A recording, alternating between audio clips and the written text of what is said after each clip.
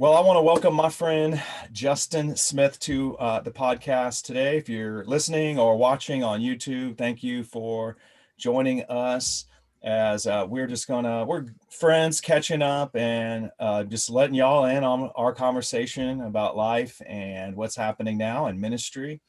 Justyn, why don't you, we met, you were at a church and you were having a conference, and somehow I heard about it through one of the guest speakers who was coming to be there. And my wife and I scraped enough money together because our church had no budget. And we flew out to Vegas to go to a church conference. And that was the best thing to tell people, like, we're going to Vegas for a church conference. And they're like, you lie. They're like, yeah, right. uh, but that's where we met. So why don't you tell everybody a little bit about yourself, how you got into ministry, and what you're doing today? Yeah, well, first, Jason, thanks for having me on. This is awesome. That seems so long ago. Holy cow. Yeah. Good old napkin conference in Las Vegas. Man. Yeah, that was fun. So how I got into ministry. I got into ministry at a young age. So I remember when I was young, at a youth conference up in the area that I grew up in, close to Seattle. Mm-hmm. And there was an evangelist coming through, and our youth ministry was a part of that. And I really felt at the young age of 16 that I was going to be in youth ministry. And so I positioned myself. I did everything I could to, obviously on my part, I mean, I believe God opens doors and all that stuff happens, but everything on my part to put myself in a position for ministry. And God kind of, again, he kind of orchestrated all that for me. And I've been, I remember getting into youth ministry and loving it and just believing that that's where I was supposed to be. And it was actually in Las Vegas that was the first time I got into kids ministry. Yeah. And so up to that point, I just felt that youth ministry was it. And when I went to kids ministry, I thought, or actually before that, I actually said no to it. Because I really would have rather been, I think, a janitor than a kids pastor, because anything I could think of regarding kids ministry was just nerdy people in the background, just, I don't know, just silly, not real ministry type of stuff. And God got a hold of me and was like, man, no, you need to do this. And so without having any kids ministry experience, I said yes to that when I went to Vegas. And I really feel like God, I mean, he stretched me during that time. I learned a whole bunch and really put me on mission to just help raise, I'm hardly the only one, but, help raise the leadership quotient in kids ministry, and help kids ministry leaders see that they're not just daycare workers, daycare providers, or just doing that kind of stuff, but they're real leaders, and they need to lead from the front and not from the back. And so I've been doing a lot of that, but yeah, I've been in ministry, so I mean, really since the age of 18, right when I graduated. And I got married real young too, so we had to balance that and going to school and having kids, I mean, all that kind of stuff, but I've been doing this for almost 20 years now in ministry, and loving most of those years of ministry. Yeah, there's always those years where we look back and say, okay, that was something. I get it. Also started young, that. I get that challenge, and probably similar, I was actually hoping to be, I don't know what I was hoping to be, but it wasn't a kids pastor for sure in those moments. And now I'm no longer a kids pastor, obviously, but I kind of miss those moments sometimes. And obviously I get to help coach and lead our kids team and our youth team now. I know you're in the middle of transition right now, and you kind of had a season of transition in your life this last year. On top of what was an interesting year, you had a more interesting year. We don't have to go into all of that on the podcast, but as you're transitioning, you're going to be moving here, or you're in the process of moving and transitioning to a new church in this season. of COVID, and you're moving to a new church. Why don't you tell everybody a little bit about your role, what your role is going to be there, and the church that you're headed to? Yeah, so my role, definitely in a season of transition. I actually, the church I am transitioning from, which is an absolutely amazing church. If you're in Tampa, Radiant Church, check it out. They're absolutely amazing. But we just had some circumstances that brought us closer to our home, which is the Seattle area. Yeah. And so I was actually hired on in the middle of the pandemic here in Tampa, and getting get hired on again in the pandemic in the Seattle area. And I'll be the director of Next Gen Ministry. So that's birth through high school up in the Seattle area. It's a church called North Shore Community Church, and super excited about that. And I do feel like my whole life has been, or every ministry place I've been, I would have never written this in a million years. I would have never written this script. All my heroes in ministry have been like planted for a long time in their churches, and I've always been a little envious of that, because to be able to pour yourself into someone or to a family and to see them grow and blossom and grow in their faith, and maybe even see their kids eventually. I mean, I have no idea what that would be like. I have gone in, I feel like several churches, even with our large family of 7 kids, have moved quite a bit and have really built ministries. And so, or turned them around, and did that here in Tampa. And I'm going to do that again in Seattle, help turn some things around, bring some leadership, and hopefully build a thriving ministry. And our desire to be there for a very long time, because moving, I'm just going to be real, it gets old after a while. Even though you feel God might be nudging you and doing that, it still gets old. And so, but we're excited. We're excited about what God has for us. Absolutely. So, as you're leading Next Gen Ministry, for those who may not be familiar with that, that's kind of the latest term for those who might oversee both the ministry to our kids and our teenagers. I realize everyone comes from a different background and calls it different things. It used to be called Christian education, Ooh, I like that. Next Gen. I've heard lots of different. Family pastor. Yeah, there's all sorts of different lingo depending on where you're at, or what time your church is stuck in, as far as what you want to call that. But what were some of the trends pre-2020 going up into 2019, wrapping into early 2020? What were some of the trends that you were seeing in both kids and youth ministry?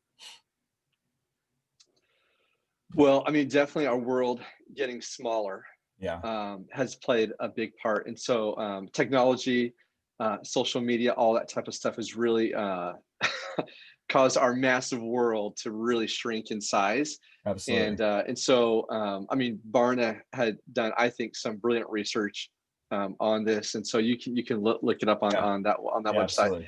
And some others. I mean, so there's been some great authors and some stuff. I know One Hope has done a lot of great research as well. And so, the world has definitely gotten smaller. I think that a trend is that you're seeing more and more youth pastors, kids pastors, some of this is clumped together, really begin to focus on discipleship. I think there's a realization going into, leading up to 2020, and really, honestly, throughout the year of 2020 as well.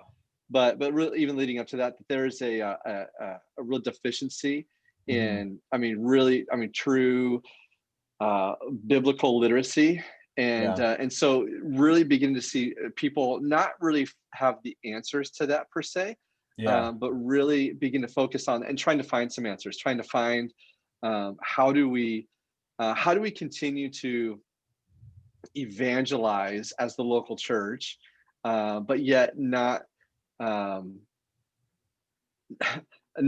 leave people missing out on growing in their faith. I mean, we're seeing, obviously, you see, and the stats have been out there. If you've been in church or leading in church and for any amount of time, and you hear the stats of, that college age group, people leaving the faith, or as they go through certain certain milestones, up through middle school or into high school, stuff like that. People teens kind of drop out. And I think it's a lack of biblical literacy. It's a lack of really true discipleship. And I Mhm. am glad the church is beginning to begin to see that. In fact, I'll tell you this. Radiant, where I'm at right now, we just had the last meeting before Christmas. Yeah. All of us directors got together. Our lead pastor, Aaron, gathered us together for a weekly meeting, and I was so encouraged because I'll be honest, like you don't see this. At least I'll say this Yeah.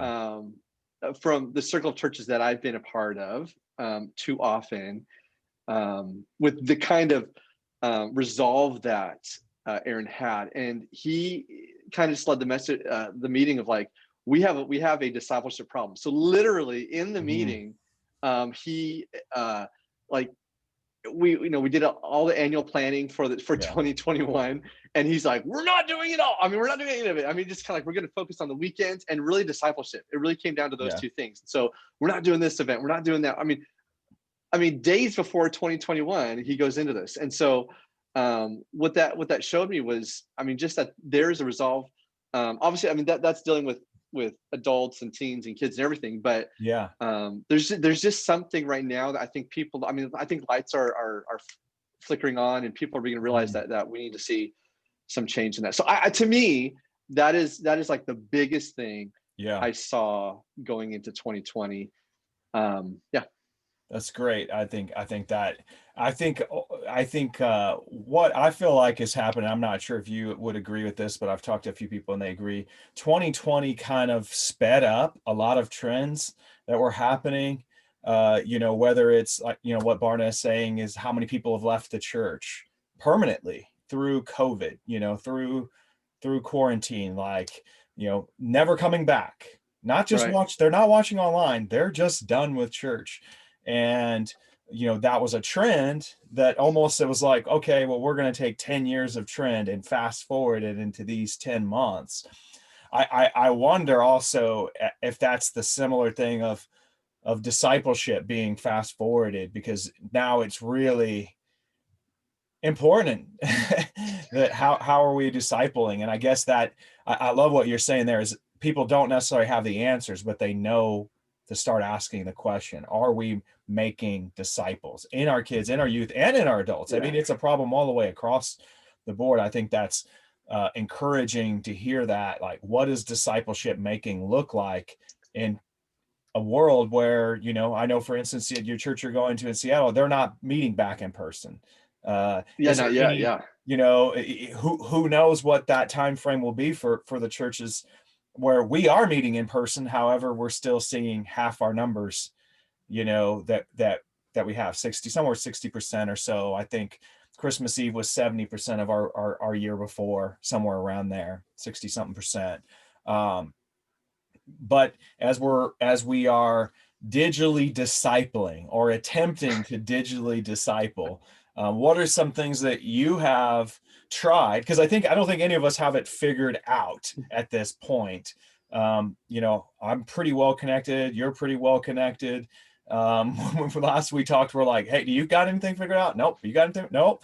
But we're all trying something. We're Right. all giving it and pouring into it. What are some of the things that you guys have done to continue to uh, digitally disciple kids and teenagers? Yeah. Well, first, I mean, going back, I think you're referencing, I think that report Barna did, like 30% of people won't Yeah, come back. yeah, yeah, And uh, I mean, I'm not a professional researcher by any means, but I would agree with that. I yeah, think I yeah, think it expedited that. So I think if people had a back door, I think it just flung open yeah. and they They gone. blew the whole Um, wall open and just said, "There's no back door. There's a back wall. There was a I back know, right? wall. Just walk out there." Exactly. Yeah. So yeah, and I think, I mean, obviously that, I mean, kids, teens. I think to use this language intention, I think it's indictment on the American church. Yeah, And I'm not one of those like doom and gloom. Like, I'm not going to pick yeah, on yeah, the American church by any means. But I will say this though, I mean, there is a reality that I think I'm a seven. I'm a positive. I'm always like yeah, thinking positive. yeah, yeah, A seven on the Enneagram. Sorry if you think yeah, that's yeah. demonic. I just brought that up. I Anyways, and so certainly don't. So, I know you don't. And so yeah, so I'm pretty much always looking like towards the positive and yeah, things like that. But really, when you sit down and you reflect, I mean, you have to be honest with yourself. You can't fix or change, if anything, if you're not honest with yourself and honest where things are at. And yeah, I think it's an indictment on the church that we have some work to do. The great thing is Yeah, that we can do it. I think, I mean, absolutely. we've got God, we've got the Holy Spirit working in and through us. So we can do the work that needs to be done. But going back to the question, yeah, when it comes to discipleship online, I mean, for one, we've been meeting since Father's Day, our Yeah, church specifically. And so, and then I think every church is different in regards to resources. So you've got some absolutely. churches out there who can put a lot of leverage and Yes. resource into their online experience. Others not so much, and so others are kind of plug and playing some great curriculums that are out there Yeah. being produced. When I think that's great. I think it's amazing. That has been us. So we've kind of done it all. So we've done Yeah.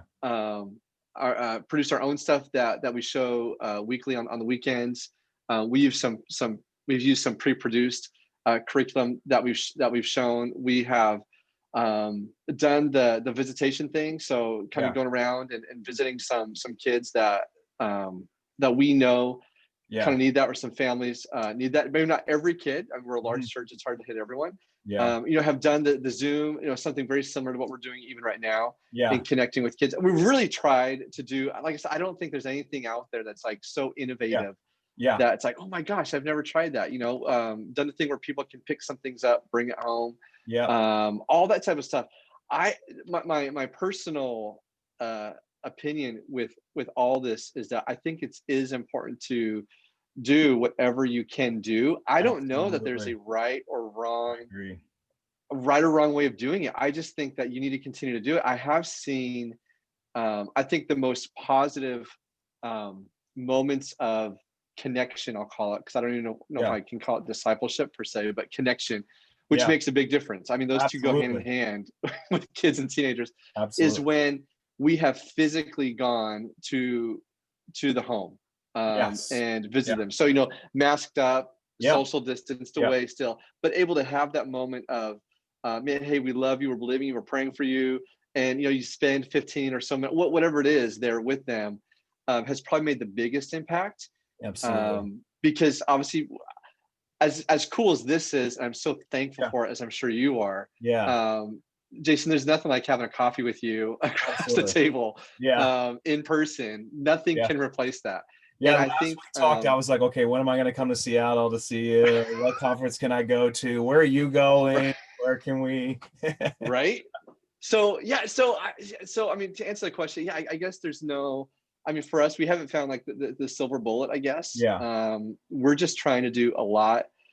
Now, over time, we did kind of simplify some things. So we have just been airing an online experience. That's not, honestly, it's not fancy. There's no Yeah. bells and whistles to it. It's enough to connect with the families who are choosing to stay at home, at least here in Yeah. Florida, Yeah. which I think is great, because we have had to focus with our resources that we do have to the in-person experience. Yeah. Although we were just having a lot of conversation about, we still do have 45%, 40-45% Yeah. who are not coming back in person, that we are just kind of Yeah. giving them what I feel is not the best that we can give them. Yeah. Um, or maybe it is with the resources we have. So yeah, Yeah. but those are just some of the conversations we were starting to Yeah. have. I think I what think I we'll hear you continue to have. saying is we're not solving this problem at this point. I think it's continuing to ask questions, continuing to address the tensions of, are we doing enough? It's the same conversations we're having when it comes to just our church in general. It's like, okay, online, all we're doing is just recording what we're doing in person and throwing it live out there. Is that what we need to be doing? Well, what does that need to look like? What does connecting with people look like? How are we, what are we doing? I think that's interesting, though, that what you're saying is the most impactful things in discipleship seem to be the connection things, which is the next question I have for you. But it reminds me of one way that you and I, after I went to that conference, the way that we really connected was there was uh, a family who had moved from the small town in Missouri where I had grown up and started in ministry, and they had moved to Las Vegas. And I remember that. Yeah, yeah. and somehow it was your birthday and this girl wished you a happy birthday. And I was like, that reminds me of that girl that I met in all those years ago. And I'm like, started to creep on her on Facebook and check. It was this family. And so I just said, hey, are you so and so? And did y'all live here? And immediately she said, yes. And you were my kid's pastor. And when I broke my arm, you came and visited me and you brought me a candy bar, king size candy bar. It wasn't like, hey, you taught these dynamic lessons. Your characters were on point. Your puppet skits were the best. Your object lessons were the best. The songs that we sang were the best. No, it was, you came to my, like what wasn't a digital world.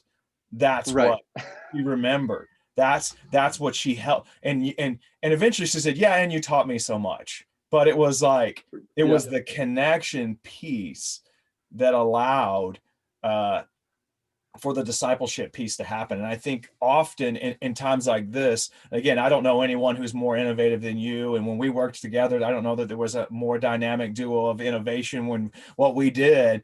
But at the end of the day, connecting with people wins every time, finding those ways. I know we did similar things for Easter and had kits and did, everything we could to connect with people and kids. And like you said, do the Zoom calls with the kids and play Fortnite with the kids team or whatever it is that kids do. Yeah. I think it was Minecraft. I think Fortnite was the youth, but we're not telling your children to play Fortnite. They play it anyhow. But Hey, whatever. But it is interesting to that's where discipleship begins, is with connection. And in this time where we have all these high tech opportunities, high touch wins. So yeah, no, to your point, I think the more digital we go, and we're only going to go more digital. Yeah. I think we've got to find ways to still make that physical connection happen. I also don't think, I know there's people out there like, you can't have community online. I don't know. I've seen it happen. I don't know to what degree. I'm not an expert in that field per se, but I've definitely seen it happen. I've seen people grow and all that. So I'm not going to say that, but I will say in general, it does feel like, those physical connection moments are what wins, and they've won from the beginning of time, and I think they still win now. And it is funny, I think the older I get, so obviously when we're younger, even when you and I worked together for a few years, it was just different. Like I view things differently now. And I'm not super old by any means, but I'm definitely not in my early 20s anymore either. I see the value of just those connection moments a lot more. I would take those over, again, like you mentioned, like, the great skits, the puppet things, the cool videos or whatever. And we know some great churches who do amazing at that. And we love that. I mean, you and I have talked about that. Still do that. Still all about that. Yeah. But pastoring people is spending time with people. Yeah. And I think we need to, kids ministry, youth ministry, I think we're trying to figure that out right now. What does that look like, truly pastoring people? And I don't think there's any answers yet. I think another thing you said that was so good is, like, we're trying everything. If there's no silver bullet. I don't know why we want a silver bullet. I don't know why we want the magic pill. I don't know what it is about us in general, and again, not to beat on the church, like, we want that, like, what's the one thing? I was just easy if you can find the one thing. Everybody just wants the one thing. Someone was just asking us, like, okay, well, your church, when you guys started, what was the one thing that helped y'all grow so fast? It wasn't one thing. Right. What kind of marketing? What's the one thing in marketing? If you can only do one thing, what you would do? I would just say I wouldn't do one thing. I would do everything I did.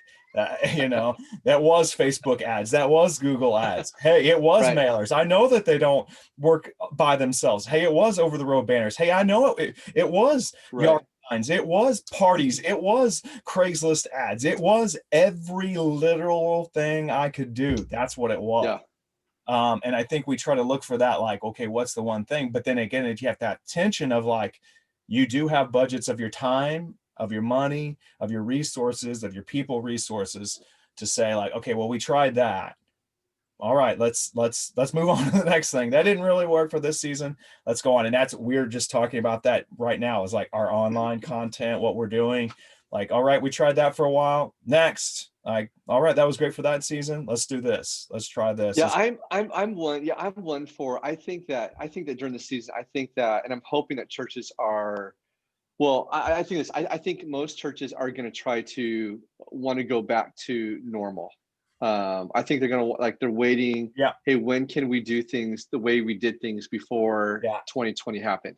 Yeah. And again, I'm not like a sensationalist on either side. So I'm not like, it's hard. Like, I don't even want to like super really criticize them per se, but I also would say, like, I don't know that we do go back. I'm hoping that through 2020 it made us realize that that the church is bigger than a building. Yes. I think that there are leaders struggling with that still. Mm-hmm. They won't admit it, but again, I think it's one of those things when you're honest with yourself. If you really sat in a room by yourself and you just reflected on you just had a time of reflection. I think that we'd find some leaders just being real and coming up with that I do wish things were back to normal. I'm hoping that it's causing us to value community when we are together. Yes. Let's not forsake community. Let's not just give up like, oh well, hey, it's never. But the church is bigger than that. I mean, you think about the church worldwide. Thank God, we still live in America. Yeah. And it's a very religious friendly country, no matter who's in charge, no matter what's happening politically, it still is. Yeah. And but you think about some of these other countries where it's not so friendly, and yet the church is thriving. Yeah. Absolutely. And I think the American church, I think our churches could maybe do ourselves a favor by connecting more with them. Yeah. Hey, what are you doing to connect with community? How are you doing youth ministry? How are you doing kids ministry? How are you connecting with families in your country that will literally put you in prison if they find out you're corporately meeting? The church is still thriving in those countries. Absolutely. And again, we're nowhere close to that. And so if there are people out there saying, oh, hey, such and such is happening, and I'm like, no, we're nowhere close to that. I don't think we are anyways. No. And so I think there's things to learn that we can learn from other countries right now. I would say, myself, anyone else included, I mean, you get missionaries who are coming through that you're connecting, and they're trying to get information from you. They're trying to keep those relationships going. Turn the tables on them a little bit and be like, hey, I need to grow from you. I need to learn from you. What are you doing to connect with people? I think would be very valuable. And let's think of church a different. I mean, I don't know. Let's think of church a different way. I mean, I know some people are doing it, but some people aren't big on house churches. Well, all of a sudden, 2020, everyone was big on house churches. All those people criticizing house church, that became pretty popular. And I'm not saying there's one way, right way, whatever, but I'm saying like that was a pretty popular way of doing things, at least leading up to some churches reopening or things like that. Some people are continuing that. Yeah. At the end of the day, are your people growing? Is the kingdom expanding? Are they meeting? Are they worshiping together? Try it all. Absolutely. I agree with you there. I think that's key for us. Try something else, and then try something else. It is, and I think it's doing the best you can. It's doing the best you can with what you have. And don't compare yourself with these others. I mean, there's again, I do this all the time. I compare what I'm doing with churches that are eons ahead of us, resourced a lot more than we are, and I'm glad they are. I'm not even like, I'm not envious of them and what they have. It's more of like, I look what they got, and I'm because I'm glad they have what they have, because they're reaching people and they need to reach people with those resources. But you begin to compare yourself and you're thinking, oh, I'm not doing enough. I'm not as, it's not look, doesn't look as cool as that. At the end of the day, I think this, I think your people want the genuine you. Yeah, And so doing some of this absolutely. is phenomenal, because I don't want to guarantee it, but I'll close to do it, where I don't know that a lot of this is going on a personal level, Hmm. and maybe some of those larger churches where they've had, thousands and thousands of kids coming. And Yeah, so if you find like you don't have those resources, or some of those things, do maybe what they wish they could do. They're probably thinking, I absolutely. wish we Yeah, were a smaller church where I could do this one-on-one with those kids, or one-on-three or whatever, and it really have those personal moments. absolutely. There's pluses, minuses, all, to Yeah, and to that to big all that church, stuff. I would say, like, how can you, how can you employ those volunteers that you've had sitting, your small group leaders, how can you get them something, buy some Exactly. Yep. Zoom licenses, get something, share one. Don't tell them I said that. Zoom, don't shut me down, please. Uh, we've done that. We've done that, I Oh think yeah. I think I know your answer to this is, another big thing in the church is, as we're kind of wrapping up here, is partnering with parents. I know that's been a trend now you know, for us, we've heard that term for years now. But for some people out there, they're partnering with parents. What does that mean? Um, I would suspect that your answer to partnering with parents is very similar. What you've done in this season to partner with parents is very similar to the answer that you have for connecting and discipling. Yeah, yeah, absolutely. Yeah, we've yeah, all that, everything we've done. I don't, I don't necessarily view. Well, everyone has a different definition of what Yeah, partnering parents means to them. I mean, a true partner is just that. It's not the church telling you what absolutely. what you need to do, what you're doing wrong. That's not a partnership at all. Um, that sounds close to like my first job I had with the boss. Yeah, it's like yeah, it's like, okay, I'm just well, yeah. I know partnership is doing it together, and so I yeah, would say, like, to me partnership, even during this time, is listen to parents. yeah. Um, I mean, I enjoy some of And they're the talking. They resources want to talk to that are out someone right there. now. They want to connect. Absolutely, absolutely, they are. And this little statement's always stuck with me for a long time, and that is, the parents know these kids better than you do. Hmm. They were with them when they were born. Hmm. At least mom was. Yeah, Hope so. At the time of their birth or adoption, or whenever that was, and have been there for all their big moments in yeah, life. You have not, yeah, and yet for us to say that we have all the answers, I think is a little arrogant and yeah, short-sighted, absolutely. short-minded. And Uh-huh. so I would say, like, yeah, listen to mom and dad. They have more within them than I think Yeah, that they believe, and I don't think it's our job to necessarily give them the answers. I think it's our job to help unlock the answers that they already know, yeah. and help and give them the confidence to make great decisions. And then when mom and dad do fall, when Hmm. they do maybe make a wrong decision, or they do something that is not maybe what's best for their Yeah, kids, hopefully one they'll admit that. They'll say, man, yeah, I really messed up with this kid.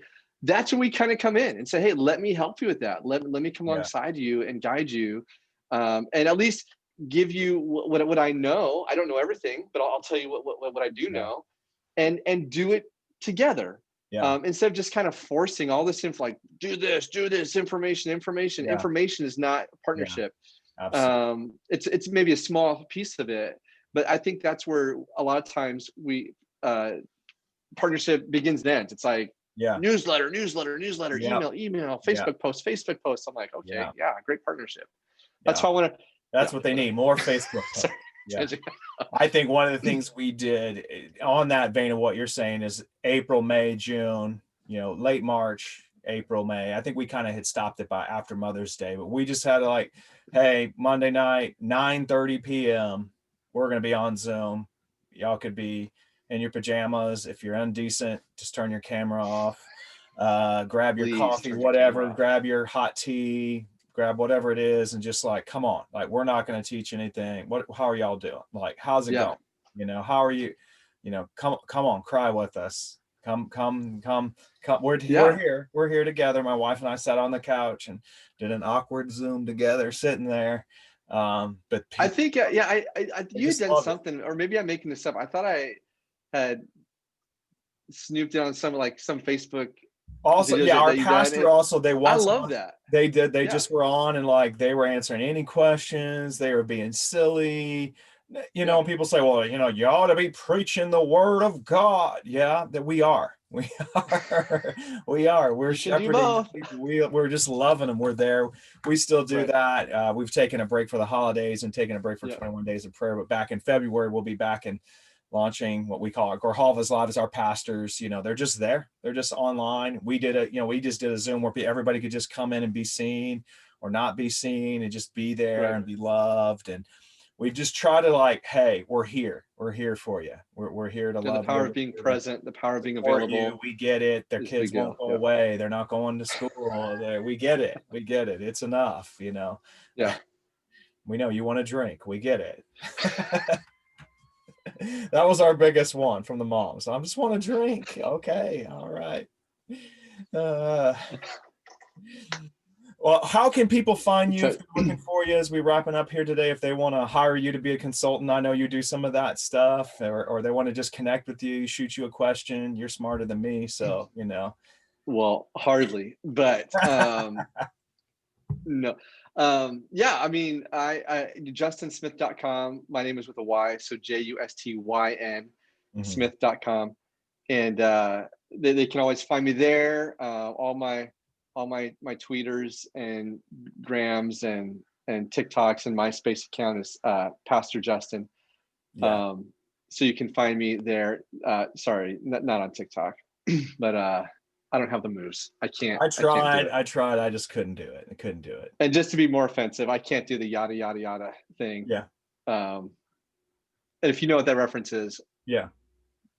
Well, I don't know if any of the people I'm watching this kidding. do. I don't know if they do. Um, That's good. I think that's thank you for your time coming on here. We'll definitely have you back on to talk more. And thank you for just answering questions and walking through. Anything else you want to say before we go? No, I love you, Jason. I love You guys you. are amazing. And someday I can't wait to touch you Yeah. Yeah. You can come in to an appropriate, Texas. We godly allow people way. to come here still. Have a good one.